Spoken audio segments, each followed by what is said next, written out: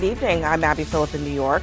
President Trump is extending his ceasefire with Iran yet again, just a day before it was set to expire.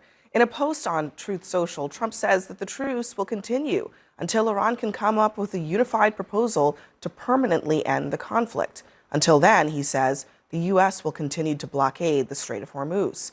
The initial two-week deadline was set to expire today, when it shifted to tomorrow evening. And now there is no clear timeline at all, even though an extension is something that Trump repeatedly insisted that he wouldn't do. Does your threat from before still stand? Yeah, I don't want to comment on that, but it won't be pleasant for them, let me put it that way. If there's no deal, fight to resume. Just for clarity, you're willing to extend the ceasefire if there Well, we'll see. I don't know that we'll have to. Ideally, but if I needed to, I would. Maybe not. Maybe I won't extend it. Okay. But the blockade is going to remain. Well, I expect to be bombing because I think that's a better attitude to go in with. But we're ready to go. I mean, the military is raring to go. All of this happened as a second round of peace talks with Iran was expected to get underway, with Vice President J.D. Vance set to travel to Pakistan. But we are learning that as Air Force One idled on the tarmac ahead of Vance's scheduled departure, Iran essentially ghosted the United States. Officials told CNN that the White House had sent an initial list of broad deal points that it wanted Iran to agree to before negotiations, but they never received a response.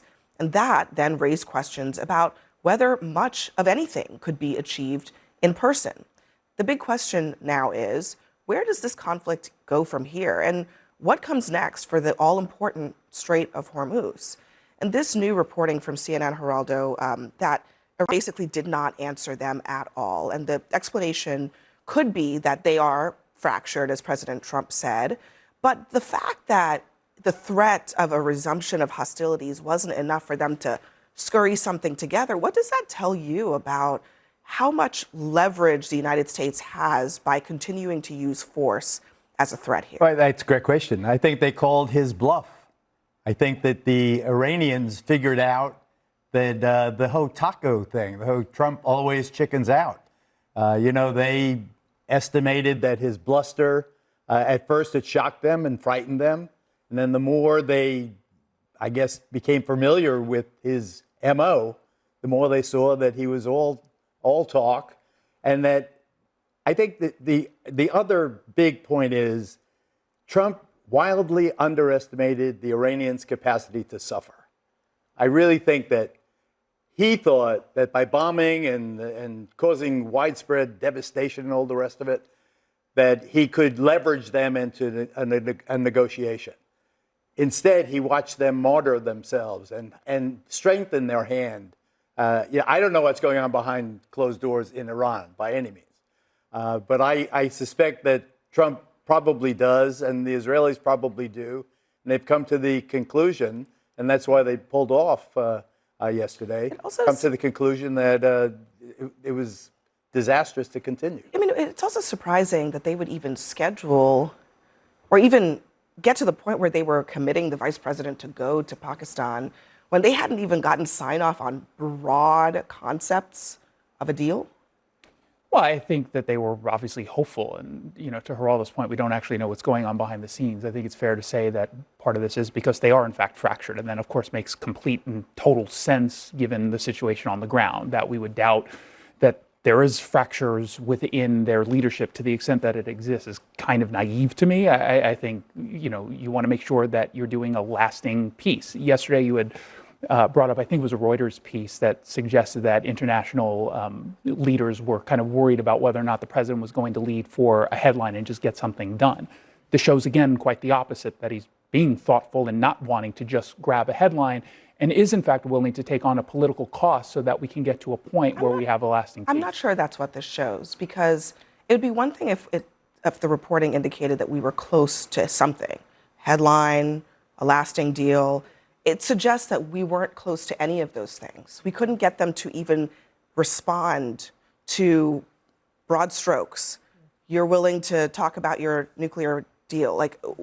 That doesn't suggest that we were close to anything at all. No, and we shouldn't be in this war at all. These last 7 weeks have been horrible for the United States of America and for people all across the globe. The reality is we've spent $60 billion on this war. It's going to be another billion or two by the time the show happens again tomorrow. And the cost has been real and has been detrimental. We've had over a dozen service members who have died, hundreds who have been wounded.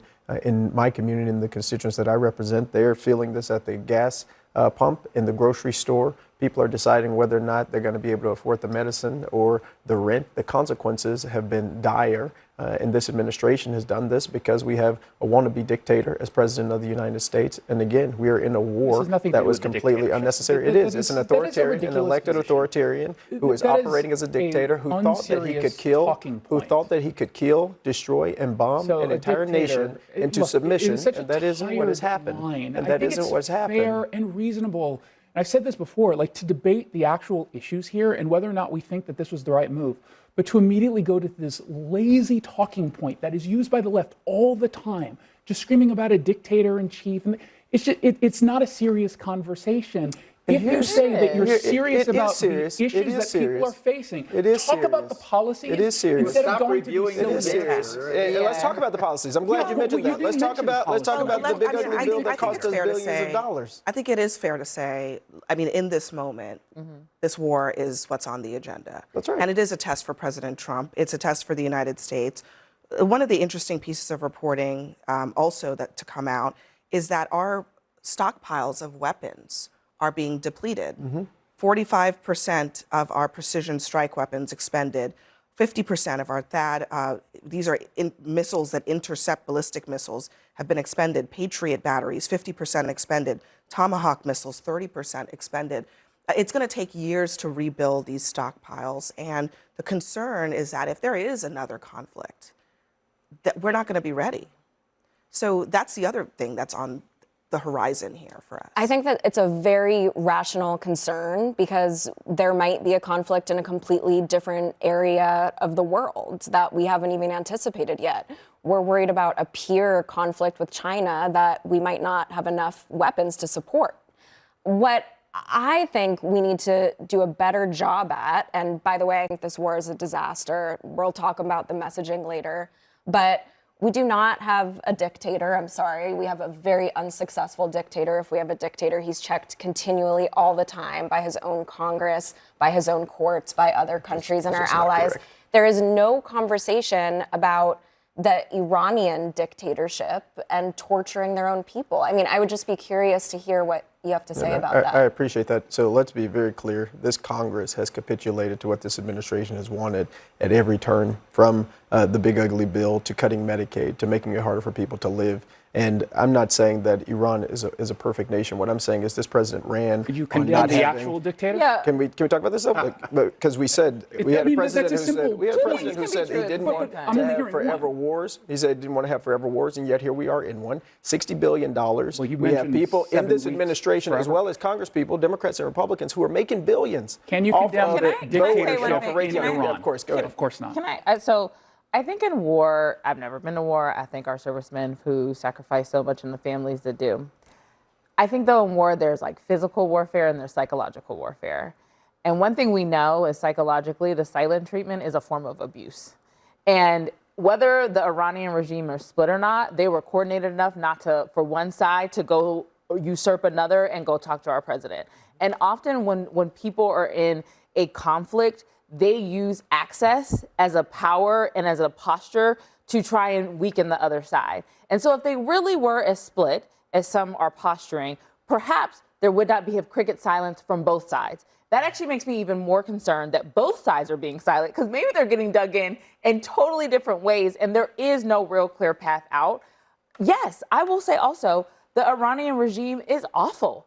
And you know what else? Aren't they more awful than our dictatorial regime? I think yes, I will not compare what the Iranian regime is doing, and I can still say the things that are happening in America. So then why do we have to call Trump an authoritarian and a dictator if he's that's not what I'm saying it's right not now. helpful? What I'm saying right now is also, though, our president said that this was an effort to liberate the Iranian people, and I haven't heard them at all in this debate. Because they're all in prison being tortured. 30,000. That's what's But happening. you did They're hear, being shot what you point did blank. hear is a president on Easter say that he was going to destroy an entire, annihilate an entire civilization, and that he advocated about the a war Iranian crime people. and genocide against an entire people. That's what the president of the United States is doing. You still can't say and now that you he is condemn using, the dictatorship I in condemn Iran. the dictatorship in Iran, and I condemn Why did the it take so long? dictatorial and authoritarian actions of this president of the United Are they States the same? against Are they the people comparable in in your this view? country. Hold on. And we're Have we seeing, killed 30,000 Look, American citizens? I don't want us to killed get 2 American I don't want us to citizens get in the United totally States of America with sidetracked on ICE. this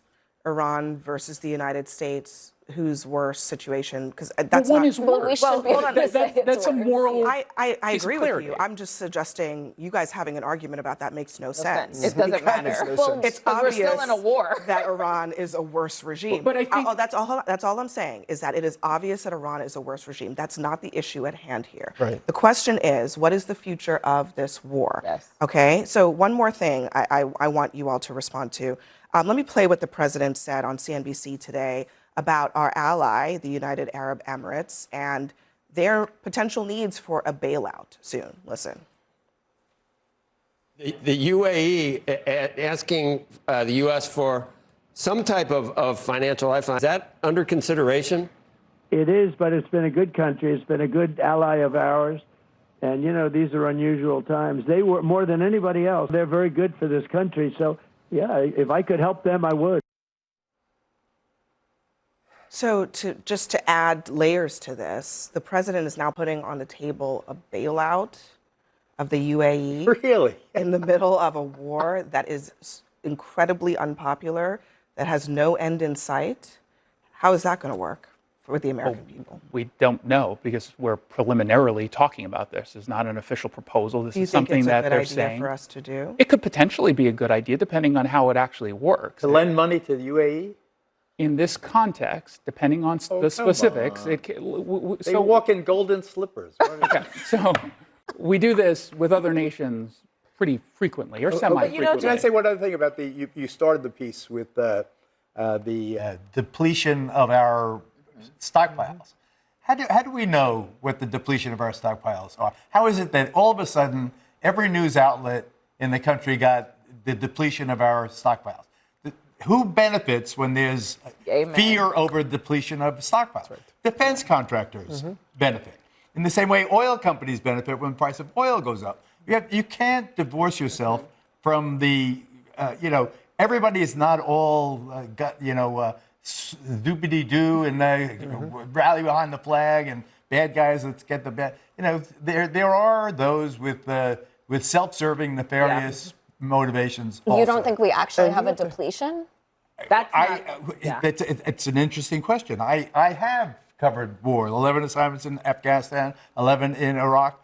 I've seen lots of armaments be depleted over time. You have there is a process where there is constant replenishment, and to think that we can get a depletion of our stockpiles fighting a third-rate country like Iran, and this was the army we were going to take against China and Russia, I think it's preposterous. That's scary. Yeah. I think it's all. I mean, I hear your skepticism, but I do think that there were some unique aspects of this particular conflict that would make it possible or even plausible, even if you are skeptical, because Iran had very cheap drones that we were using very expensive weapons to shoot down, and that imbalance is pretty unique to this conflict, and it also, I think, suggests that that's a problem that we need to resolve, and I think that's one of the things that has been revealed by this. As far as I know, we've lost 3